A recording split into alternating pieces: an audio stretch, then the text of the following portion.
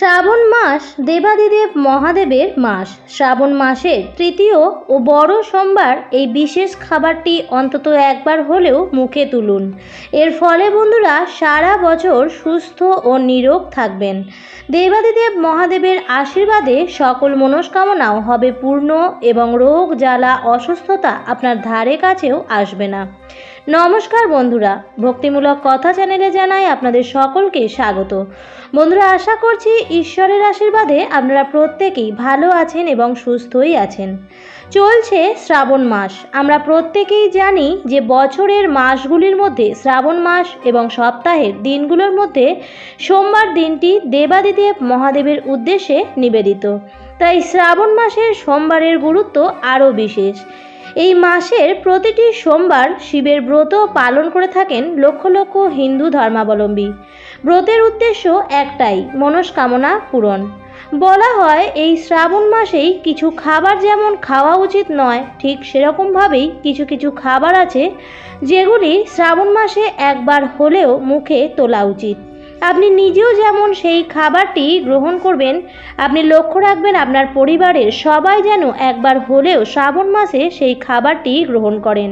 তাহলে আপনি এবং আপনার পরিবার দেবাদিদেব মহাদেবের আশীর্বাদ ধন্য হবেন এবং তার সাথে সাথে শিব পুজোর ব্রত করলে আপনাদের সকল মনস্কামনাও পূর্ণ হবে। বন্ধুরা, আজকের পর্বে এই বিষয়েই আলোচনা করব যে কোন খাবার শ্রাবণ মাসে একবার হলেও মুখে তোলা উচিত। তার সাথে সাথে বন্ধুরা আমি এটাও আপনাদের বলে দেব যে কিছু কিছু খাবার আছে যেগুলি ভুলেও খাবেন না শ্রাবণ মাসে। তাই বন্ধুরা ভিডিওটি স্কিপ না করে শেষ পর্যন্ত দেখবেন এবং দেখার পর যদি ভালো লাগে তাহলে অবশ্যই ভিডিওটিতে লাইক করবেন এবং কমেন্টসে লিখবেন হর হর মহাদেব। এবং বন্ধুরা ভিডিওটি অবশ্যই আপনাদের নিকট আত্মীয় স্বজন ও বন্ধু বান্ধবদের মধ্যে শেয়ার করে দেবেন, যাতে সবাই এই ভিডিওটিতে পেয়ে কিছুটা হলেও উপকৃত হতে পারে। চলুন বন্ধুরা আসা যাক মূল পর্বে।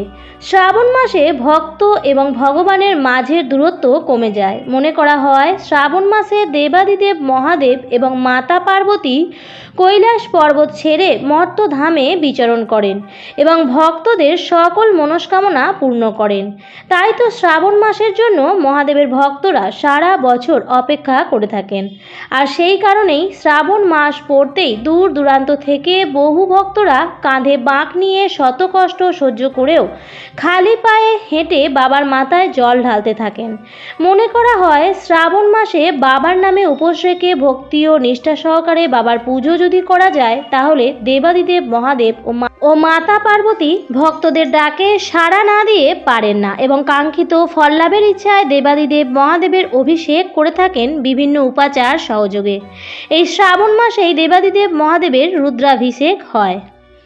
মনে করা হয় শ্রাবণ মাসেই সমুদ্র মন্থনের ঘটনা ঘটেছিল। সমুদ্র থেকে উত্থিত হলাহল পান করে দেবাদিদেব মহাদেব হয়েছিলেন নীলকণ্ঠ এবং বিষের প্রভাব তার সমগ্র শরীর শীতল হয়ে গিয়েছিল। সেই জন্য বিষের প্রভাব থেকে শান্ত করবার জন্য দেবাদিদেব মহাদেবের মাথায় দেবতারা গঙ্গার জল ঢেলেছিলেন এবং পুরাণ মতে শ্রাবণ মাসেই ঋষি মার্কণ্ডেয় মাত্র 12 বছর বয়সে মৃত্যুঞ্জয় মন্ত্র জপ করে যমরাজের হাত থেকে রক্ষা পেয়েছিলেন। শ্রাবণ মাসের ব্রত করে পুণ্য লাভের পাশাপাশি মনস্কামনা পূরণের জন্য আমাদের কিছু নিয়মবিধি অবশ্যই মেনে চলা উচিত। সমুদ্র মন্থনে যেমন বিষ উঠে এসেছিল সেই রকমই উঠে এসেছিল অমৃত, সেটাও আমাদের ভুললে চলবে না। তাই শ্রাবণ মাসে আমাদের খেয়াল রাখতে হবে কোন খাবার বিষ এবং কোন খাবার অমৃত। শ্রাবণ মাস মানেই বর্ষাকাল, আর বর্ষাকাল মানেই রোগ জীবাণু। তাই আমাদের সবার সতর্ক থাকা উচিত এবং সঠিক খাবারই গ্রহণ করা উচিত। শ্রাবণ মাসে মহাদেবের প্রিয় কিছু জিনিস আছে, সেগুলি আমাদের অবশ্যই একবার হলেও গ্রহণ করা উচিত এবং চেষ্টা করবেন শ্রাবণ মাসে সোমবার দিন সেই খাবারটি গ্রহণ করতে। এই যে বিশেষ 3টি খাবারের কথা আমি বলে দেব, এই 3টি খাবারই মহাদেবের অত্যন্ত প্রিয়। প্রথমেই যে খাবারের কথা আমি বলবো তা হচ্ছে ডাবের জল। ডাবের জলে রয়েছে টক্সিন দূর করার ক্ষমতা। ডাবের জল যেমন মহাদেবের অত্যন্ত প্রিয়, সেরকমভাবেই ডাবের জল পান করলে শরীরে শক্তি আসে, রোগ প্রতিরোধ ক্ষমতাও বৃদ্ধি পায়। অনেক রোগ থেকেও সুরক্ষা দিতে সাহায্য করে ডাবের জল। ডাবের জল খেলে ওজনও নিয়ন্ত্রণে থাকে। কোনো ব্যক্তির শরীর স্বাস্থ্য ভালো রাখার জন্য ওজন সঠিক হওয়া খুবই প্রয়োজন। তাছাড়াও থাইরয়েড হরমোনের ভারসাম্য বজায় রাখতে ডাবের জল খুবই উপকারী। কিডনিকে সুস্থ রাখতেও ডাবের জল খাওয়া ভালো। তাহলে বুঝতেই পারছেন বন্ধুরা যে ডাবের জল অমৃতের সমান, প্রকৃতির অদ্ভুত একটি দান।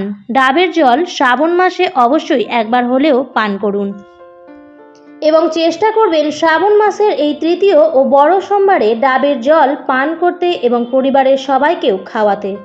দ্বিতীয় যে খাবারটি একবার হলেও গ্রহণ করবেন সেটি হচ্ছে নারকেল। নারকেল যেমন স্বাস্থ্যগুণে ভরপুর একটি ফল, ঠিক এরকমভাবেই পুজো পাঠের ক্ষেত্রেও একটি অত্যন্ত পবিত্র ফল।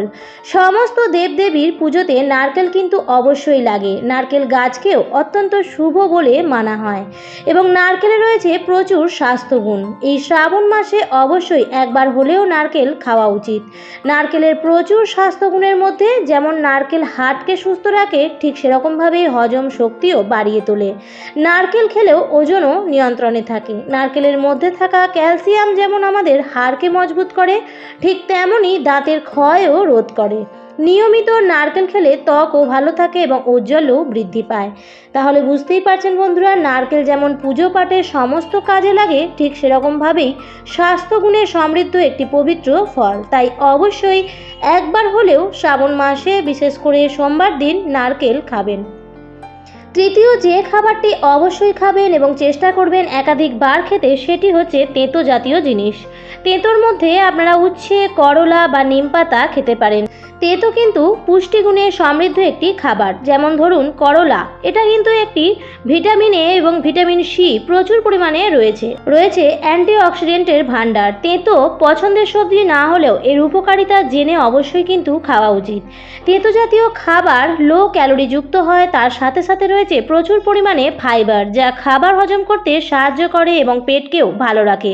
নিয়মিত করলা খেলে অ্যাসিডিটির সমস্যাও দূর করতে পারে। তাছাড়া বন্ধুরা, গবেষণা করে দেখা গেছে যে নিয়মিত করলার রস পাকস্থলী ও ফুসফুসের ক্যান্সারগুলিকেও ধ্বংস করতে সক্ষম। তাহলে বুঝতেই পারছেন যে শ্রাবণ মাসে করলা খাওয়া কতটা উপকারী। এই সময় চারিদিকে যে রোগ জীবাণু সৃষ্টি হয়, তাই সেক্ষেত্রে শরীরের রোগ প্রতিরোধ ক্ষমতা বাড়ানোর জন্য অবশ্যই করলা খাওয়া উচিত এবং চেষ্টা করবেন একাধিকবার খেতে। বন্ধুরা, এই খাবারগুলো খেলে যেমন আপনাদের শরীর স্বাস্থ্য ভালো থাকবে, রোগ মুক্তি ঘটবে, ঠিক সেরকমভাবেই আধ্যাত্মিক এবং পরমার্থিক কাজেও আপনারা ভালোভাবে করতে পারবেন।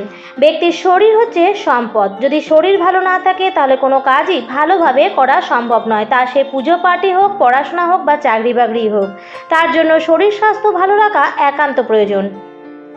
শরীর স্বাস্থ্য ভালো না থাকলে, রোগে ভুগতে থাকলে সেই পরিবারে অর্থ অপচয়ও হতে থাকে। তাই সুস্বাস্থ্যের জন্য এই শ্রাবণ মাসে যেমন এই তিনটি খাবার অবশ্যই গ্রহণ করবেন, ঠিক তেমনভাবেই কিছু কিছু খাবার শ্রাবণ মাসে ভুলেও গ্রহণ করবেন না।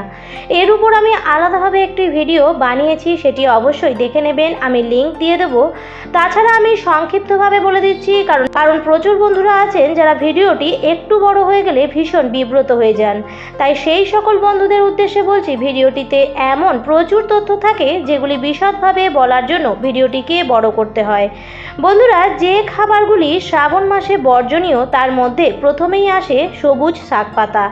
শাকপাতা শ্রাবণ মাসে খাওয়া একদমই উচিত নয়। এই সময় শাকের মধ্যে নানা প্রকারের জীবাণু তৈরি হয়, সেই জন্য শাক পাতা একদমই শ্রাবণ মাসে খাবেন না। পুষ্টিগুণে সমৃদ্ধ হলেও যেহেতু নানা প্রকার জীবাণুর মধ্যে বাসা বাঁধে, তাই সেই জন্য শ্রাবণ মাসে শাক পাতা না খাওয়াই ভালো।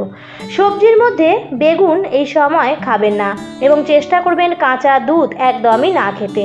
শিবলিঙ্গে কাঁচা দুধ অর্পণ করা হয় এই শ্রাবণ মাস জুড়ে, তাই চেষ্টা করবেন কাঁচা দুধ খাবার হিসেবে গ্রহণ না করতে। এছাড়াও আরও অনেক কিছুই আছে যেগুলি শ্রাবণ মাসে খাওয়া উচিত নয়, তার জন্য আলাদা করে একটি ভিডিও আমার বানানো আছে, সেটি দেখতে কিন্তু একদমই ভুলবেন না। আজকের পর্বটি আমি এখানেই শেষ করছি। আশা করছি ভিডিওটি থেকে একটু হলেও উপকৃত হয়েছেন। তাই ভিডিওটি দেখে ভালো লাগলে লাইক, কমেন্ট, শেয়ার করবেন বন্ধুরা। আর যদি চ্যানেলে নতুন হয়ে থাকেন তাহলে অবশ্যই চ্যানেলটিকে সাবস্ক্রাইব করে আমার সাথে থাকবেন। দেখা হবে পরবর্তী নতুন কোনো ভিডিওতে। ভালো থাকবেন, সুস্থ থাকবেন। ধন্যবাদ।